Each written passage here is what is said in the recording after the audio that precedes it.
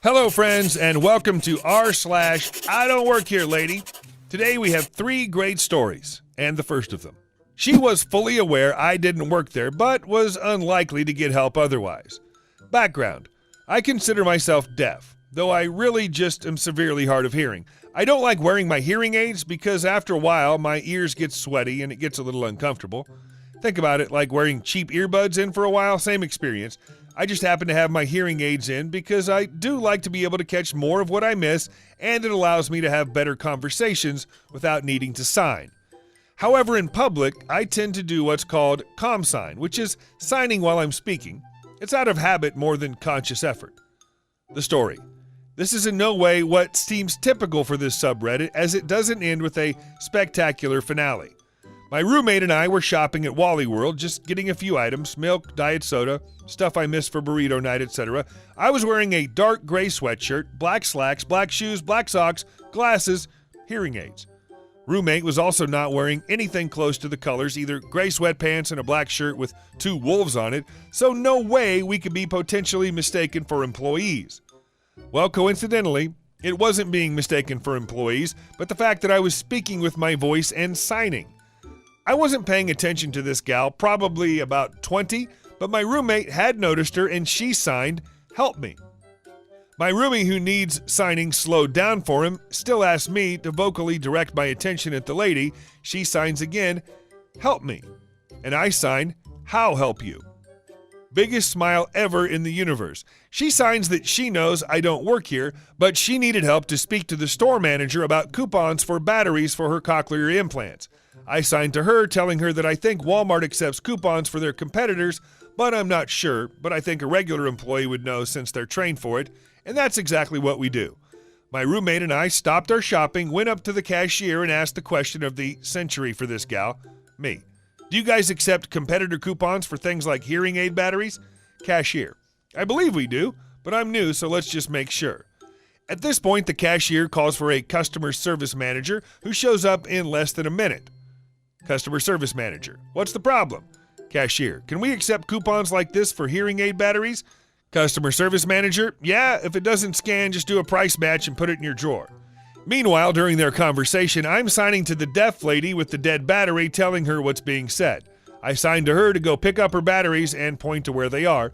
She runs back in a couple minutes while my roommate and I were chatting with the cashier, mostly about cats. The cashier rang up the batteries, applied the coupon, deaf lady paid, and immediately used a battery in her processor. She then thanks us and handed me $1. Off she runs into the night. We've seen each other numerous times over the past 3 years, living here at that store and other places around town, but this is the first time I've personally interacted with her. My roommate and I finish our shopping and end up back at the cashier. It was late at night, so take what you will. There's no assault, no sense of entitlement, no police involvement, no screaming, yelling, crying, just a deaf girl with a CI that needed some brief help being able to communicate with the hearing world while out of batteries.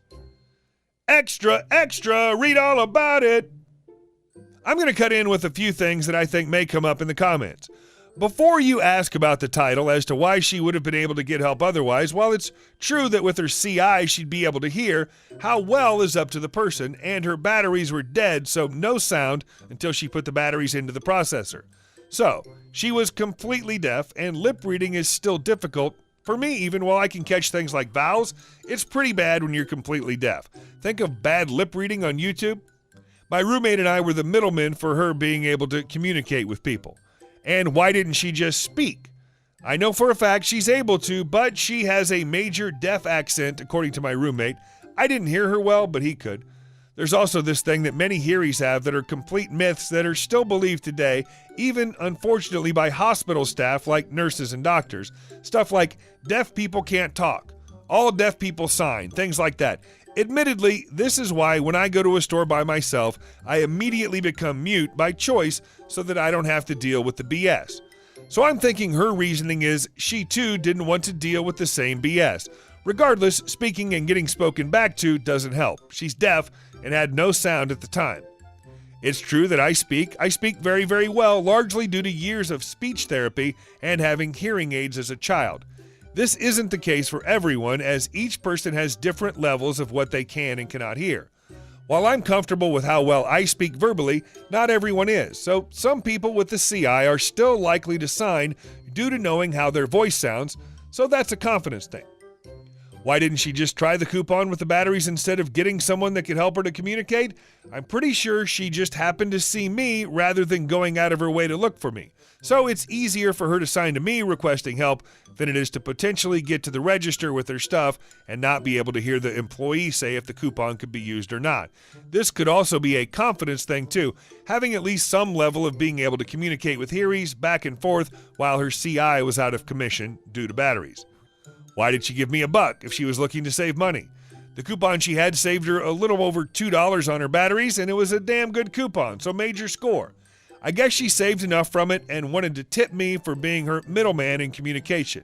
I know I've been in scenarios where I would turn off my hearing aids until I know I was being spoken to and then turn them on in an effort to save batteries because I was on my last set and couldn't get more for another day or two away. Didn't any of the employees know how to sign? I know for a fact there are a couple of cashiers and one stalker that at least know the basic signing and can say stuff like, "Hi, my name is," and "have a good day," etc., but their knowledge is nowhere near the point of being able to assist with signing beyond that without slowly resorting to painfully slow spelling, like W, H, A, T, hamster wheel spinning, Y, O, U. I generally commend someone for knowing the ASL alphabet well enough that low speech bandwidth of just spelling everything rapidly is better than no signing at all. This is true for most deafies in a hearing environment. That's all I can think of. Moral of the story: not everyone that asks for help thinks you're an employee. Some know for a fact that you're not, but still request help. You also may be the only person in the entire store, even counting the employees, that's able to help quickly and reliably. Now he does work here. So this was years ago during college. I'm working for a landscaping/general construction type crew hired by bigger contractors for a variety of jobs. At this time, we were prepping an area for condos. Nothing built on the site, just foundations. On this day, we were digging a trench to lay some pipe. Sewage, if I recall correctly. So there's 4 of us, one working the excavator, one making sure the trench goes in the right place and doesn't F something up. My buddy and I are standing by with shovels to go down there and do the hard labor if needed. It's the trades, and we are the 2 punk kids that don't know anything. The guy guiding the excavator is standing right by us. Up comes a friend that we know from about town who'd been working with another crew that recently went out of business. He's tooling around trying to get job leads, and since there are multiple different crews working on this side, the guy who's been driving the excavator gets out and double checks with the plans. Up walks the big boss/owner. This guy is a Vietnam vet and one of those guys that's forgotten more than I will ever know about the trades. A kind of guy who could build a house up to code by himself. He's also very old and usually just comes in cussing and yelling. It's all fine as long as you haven't been screwing off. You're not in real trouble. Everyone understands it and just deals with it. You end up meeting a lot of these types of people in the trades. I'm paraphrasing. It was almost 20 years ago. Boss: "What the F are you 5 doing just standing around doing nothing? What the hell am I paying you for?" Excavator guy to my immediate supervisor calmly explains what each of us is doing one by one. Boss, pointing at our buddy who's not employed by the company: "Well then, what in the hell am I paying him for?" We all bust up laughing and explain that he works for XYZ company and they just went out of business and is not employed by us. "Well, why didn't you effing tell me that?" He grabbed the non-employee by the arm and dragged him toward the work office. "Come on, we got paperwork to fill out. I need someone who could show these MFers how work should be done." He ended up working that very day. Defeating a Karen with violence. My grandmother had an emergency, which was easy to fix, new rechargeable batteries for the phone. Now, I work as an electrician for a small company on the other side of town and decided to save gas and time, so I went to a larger tech store about 5 minutes from where my grandma lives, still in work clothes, no uniform, no logo, no name tag. The store uniform is a black and red shirt with logo and store name on the back, the sleeves, and the front. The cast is K, Karen, M, manager, me, annoyed 24-year-old bear. I was looking at rechargeable batteries, trying to remember if my grandma needed AA's or AAA's. That's when I heard the words that cause so many nightmares.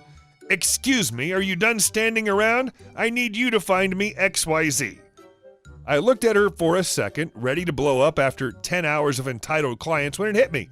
My niece just discovered the word why. It's frustrating. It's perfect. So I put my goofiest smile on and the following conversation ensued. Me, why? Karen, because it's your job. Me, why? Karen, because you work here. Me, why? Karen, now yelling and getting red. You wear work clothes, you work here, you have to help me. Me, why? Karen, stop this bullcrap or I'll get you fired. Me, why? Now at this point, an actual employee came into the aisle to see what the yelling was all about. Her face said nope, and she left. I continued my act of violence with my goofy smile when the employee came back with the manager. Manager, ma'am, I have to ask you to stop yelling. It's disturbing our other customers. Karen, took you long enough. I want this moron fired, or at least written up for how he's treated me. Manager, he doesn't work here. He doesn't even wear a uniform. Why would you think he works here? Now you either apologize to him or leave the store. Karen, why would I have to apologize? He never said that he doesn't work here. Me, why would I? Karen, screaming again, you're all morons. I'll call corporate about this. With that, she stormed off, but I couldn't help myself. Why? After that, the manager apologized and bought the batteries for my grandmother. No cops, no coupons, just a fun story. There's so much we can learn from little kids. Hey guys, thanks so much for watching. Hope you enjoyed. We'll see you in the next video.